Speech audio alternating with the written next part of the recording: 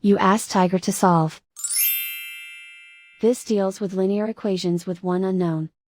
The final result is j equals -5/9.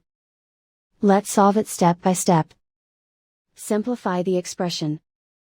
Group like terms. Simplify the arithmetic.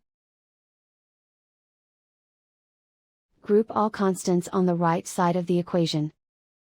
Add 5 to both sides. Simplify the arithmetic.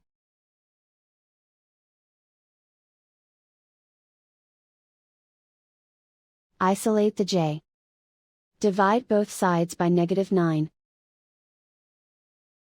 Cancel out the negatives. Simplify the fraction.